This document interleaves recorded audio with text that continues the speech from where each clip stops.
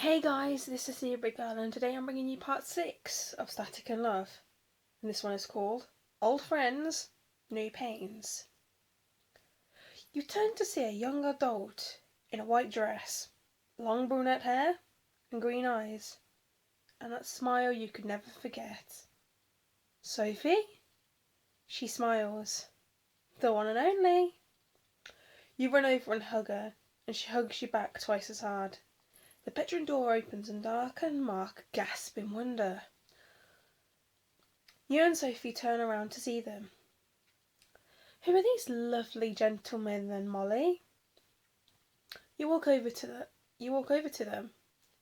This is Mark. He's a good friend of mine. She nods her head in approval. Nice to meet you, sir. He puts a cocky smile on and says, Good day, m'lady. Sophie giggles. You walk over to Dark and hug him. And this is Dark, I know. He gave a confused look, and so did Dark. You walked over to her. How did you know that? Sophie walks up to Dark and holds his hand in yours. I never stopped watching over you, Molly, she said with a smile, and she lets go of our hands and walks to the bed. I also know that he's a demon as well. Just like the guy in your head. The man who killed me. You grab Sophie's hand. But you're not dead though. You're here. She looks at you with a smile. I'm an angel, Molly. I have the power to go between life and death, but me being here drains my power, and if I stay here for too long, then I will die, and I won't be an angel anymore. You look at her with a sad face. So, you can't stay? She shakes her head, saying no. She hugs you, and you start to cry. There's no need to cry, Molly. I don't blame you for what happened. I wasn't looking where I was going. You look at her and she puts your hand on her face. But I could have helped you. And if I did, you'd still be here. With me. She again shook her head as a no. If you helped, I would have turned into this. A light shined from her hand to reveal her in a hospital bed in a coma, and you sitting there, watching her. Then she made the light go away. I wouldn't want to have been in that coma if that meant I couldn't see you again. You smile at her, and she smiles back. How much time do you have? I have 20 minutes tops. Want to hang out for old times? Sophie looks at you with a happy smile. Sure. You both run past Mark and Dark. You turn back, and they had sad faces on. Come on, you two, you can join as well. Then they ran through the hallway too. Sophie asked, You got Mario Kart? Yes, we do. Mark, could you set it up, please? Sure I can. Sophie sat on the sofa while you and Dark walked into the kitchen. Thank you for removing the metal, by the way, in my hand. You're welcome, babes. You smile and Emily smiles back, and he goes into the living room and sits by Sophie. I'm being Luigi this time, Dark. No fair, I want to be Luigi. Fine, I'll be Bowser. Sophie says, just to warn you, me and Molly kick ass at this game. Mark replies, we'll have to see about that. Dark looks at Sophie with a concerned face and asks, I know this isn't nice to ask about your own death, but do you know who killed you, Sophie? Yes, I do. The man with the pink moustache and a striped suit top. Mark and Dark looked at each other in concern, and Sophie says, I also know he is both of your brothers too. He believes that the world is a murder and war ground too. That's why he killed me. The Mark replies, We were only young then. How did... He can teleport through time. That is how he looked like an adult, like both of you. He is in Molly's mind. I must warn you both.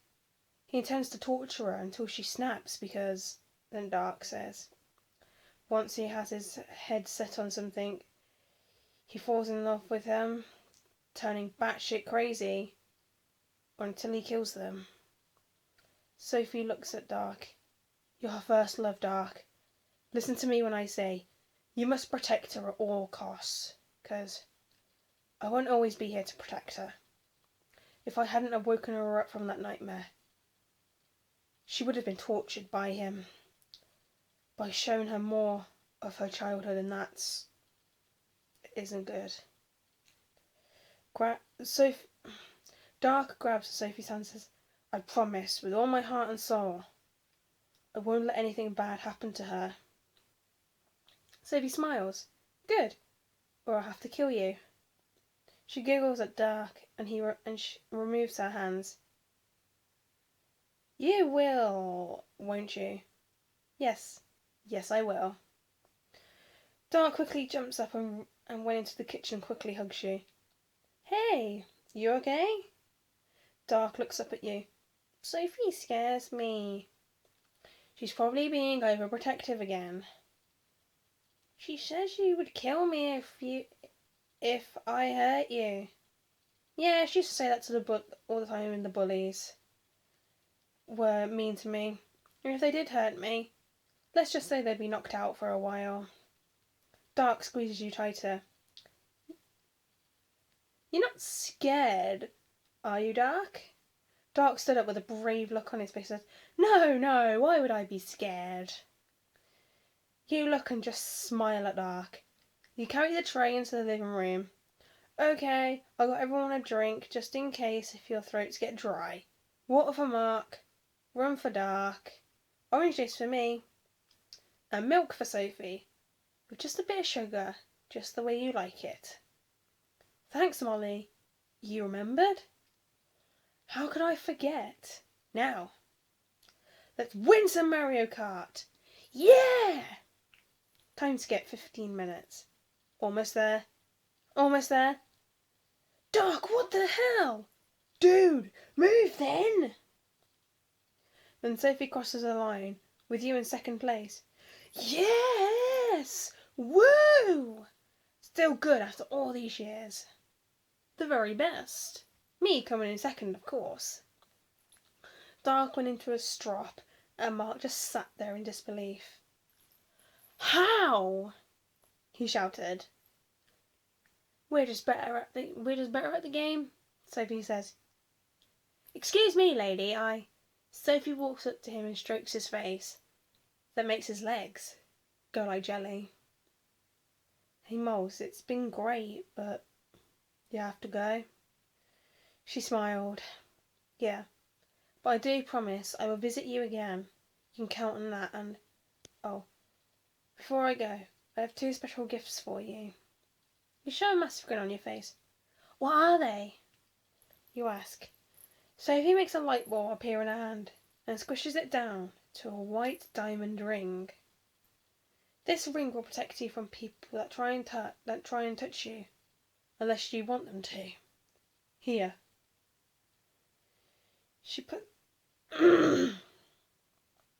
Thanks. But what about the other gift? Here. She puts both her hands on your face and she makes her lips glow white. And she slowly moves towards your face and kisses you on the lips. For a couple of seconds, a tiny ball goes into your mouth and you swallow it. What just happened? You asked. Well, that was my second gift to you. A bit of my light ball.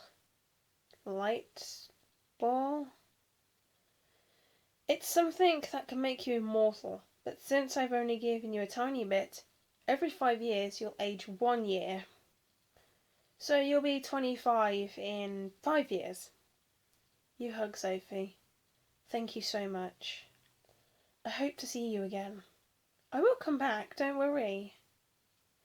Then a bright light appears behind her. That's my ride. It was nice meeting you both. And remember what I said. The dark slowly creeps behind Mark. Goodbye, Sophie. You start to tear up. It's never goodbye, Molly. She walks through the door and the light disappears. Well, that was unexpected. I didn't know she was going to kiss me. Dark then looked at you. At least you weren't aged for some time. You nod your head. You turn to look at Mark, seeing him smile. You sneak up behind him and whisper, I think someone's in love. He jumped and turned red. No, I'm not. Shut up, he said in a childish voice, crossing his arms. You hug him from behind. It's okay. We won't tell. You said. He stayed silent from you mocking him, and you and Dark smile. I'm only joking, Mark. It's cool that you like her. I used to like her too, he said with a smile. Mark looked at you with a confused face, but Dark was smiling. Well, I got to see you two kiss, and I won't see any more action. You look at Dark with a goofy face. What? He says. I know that you look at weird websites, Darks, okay? Watching girly stuff, so... Dark then blushes, and Mark giggles. Shut up. Then Dark walks to your room and shuts the door. Mark stands up and kisses your forehead. I know you were joking, and happy birthday, Molly. He walked past you and said, Good night, see you tomorrow. You smile and he smiles. He smiles back and he closes the door. You quickly look at the time, and it's 11. It's 11 at night. Warning, smut coming up, or lemon, or whatever you want to call it. A very sexual scene's about to appear, so be warned. You walk into your room, but then you notice Dark is just in his love heart underwear. You look at him with a confused look and you smile. What are you doing, Dark? He walks over to you and starts passionately kissing you. While kissing you, Dark slowly starts to remove your clothes and throw them across the room. Then you pulled away, only in your underwear and bra. His wings fluttered a bit as he walked over to you. Are you okay? Did I come on too strong? I shook my head in as a no. I told you before. I'm a virgin. Dark hugged you from behind and whispered into your ear. I'll be gentle. I promise. You turn and you smile. Okay. Dark puts his hands around your waist and you both start kissing again. His wings stretch out and hug you. Dark lifts and carries you to the bed and places you on it and climbs on top of you. When you quickly ask, Why are your wings out? Dark looks at you with a smile. They always stay out when I'm in a sexual mood. You don't mind that, do you? You then smile. If it makes you feel better, then I don't mind. Dark then made his wings go beneath the straps of your bra and cut it. Then Dark removes all the material, leaving your breasts exposed. You blush, but then Dark places his hand on your face. It's okay. You smile in approval. Then his hand slowly goes down your neck and over your right breast, down to your tummy, and down to your tummy. Then, making one of his nails sharp, he cuts your underwear and removes it from the bed. You look down to see his boxers pulsing. It was quite large from what you could see. Dark moves your head up and asks, Are you ready? You look nervous, but you smile. Yes, Dark. I'm ready. Dark's wings slowly make their way to his boxers, only to cut them off and reveal his erection. His hands went down your legs and opened your legs a bit so that he could get in a cosy position. Are you ready, Molly? You nod in approval, when suddenly a sharp pain goes through your legs, realising that you weren't a virgin anymore. You stayed lying on your back for most of the intercourse. Dark only moved slow as it still was a bit painful. Is it okay if I go faster? He asked, still going slow. You look at him and nod your head. Then he starts to go faster, and the pain went away. His wings started to tense up and began to shake, only for him to suddenly let out a large gasp. Then you do as well. You look at his wings as they bolt into the air and stay straight up, and losing a few feathers on the way, only for them to flop down his arms on the bed. He slowly climbs off of you and lies down next to you, his wings still limp. You quickly stood up and put your Mickey Mouse pyjamas on, and you lied back down. Dark? Are you not going to get dressed?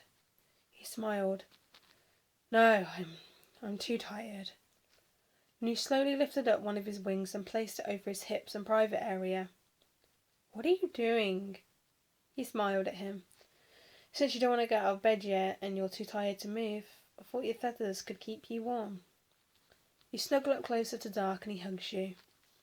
I love you so much. I love you too, Dark. Then you both fall asleep into each other's arms. After falling asleep once again, you wake up in the dark, but you're handcuffed to a bed. On a pink bed?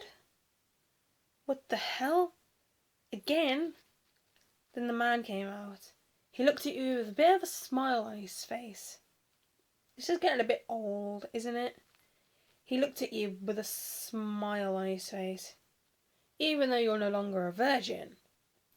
I saw how you enjoyed him. I'll show you much more pleasure. You started to worry, even though it was just a dream. No, the only man for me is Dark. He started to walk towards you. I'm just like Dark, but I'll show you much more love than him. You spit on the floor. Dark is nothing like you. You're crazy. I'll never fall in love with you. You said in your calmest voice. He just laughs and then says, You won't be able to stay away from me when I'm finished with you. The man attempts to touch your face, but something shocks him. You looked down as you saw the ring was glowing. What the hell? Then he gets shocked again, only this time with a big bolt of dark electricity. And with a mysterious voice speaks, Stay away from her. You look around all confused. The mystery man stands paralysed by the electric. How? I'm in control here. The voice speaks again. Wilfred Warstash. While I'm watching her, you won't be able to touch one hair on her head in her dreams or in the real world. Then a heartbeat starts to beat. And and the light starts appearing around you. Wilfred looks at you and starts to laugh. Oh, this just gets better and better. You, Molly, will die. But not because of me. Humans can't give birth to demon children. When a dark shadow comes out of the darkness and grabs Wilfred, only to drag him into the darkness. Your eyes widen when a voice speaks. I won't let you die. I promise, but this won't be easy. You'll be in so much pain. But I won't let you die now. Wake up and get ready. Wake up, Mommy. Then you black out, only to wake up with a really bad feeling that you're going to be sick. You quickly run to the bathroom and you sit down and you were sick down the toilet. Looking at the clock, it was 5 in the morning. You were sitting on the floor. Am I pregnant? It might have been from the dream, but I need to make sure. You stood up, but the stomach pain came back. You started to rub your hand over your belly in circles. The pain started to go, but it was still there. You opened the drawers underneath the mirror to find a bottle of painkillers. Thank goodness, I hope this helps. You took some with water, and the pain slowly went away. A shop is open at this time, I think. You quietly walk into your room to still see Dark fast asleep with his wings covering him. You quickly got changed into a long sleeve top and some baggy tracksuit bottoms. You slowly walk into the kitchen and took some sticky notes, a pen, and wrote. Ran out to get some food, going to do some shopping, be back soon. Then you got Mark's key that you left on the side, and about 20 quid that was on the side too. It was Dark's, but you really needed it. So you took it and said to yourself, I'll pay you back somehow. You unlocked the door slowly and opened it. You made it outside and closed the door and locked it. Then you noticed you're not wearing shoes, but luckily Mark left his slippers out. So you slipped them on and you started to walk down to the shop, dreading the worst. Okay guys, that was part 5, I think, of Static and Love. I hope you enjoyed. I'm gonna have to put a XXX in the title so people know that there's gonna be a sexual scene. Sorry that if I made it strange or anything. It's just I'm not used to reading not used to reading my own story that has a sexual scene in it. So I hope you enjoyed, and I'll be bringing you the next episode soon. Zebra Girl out.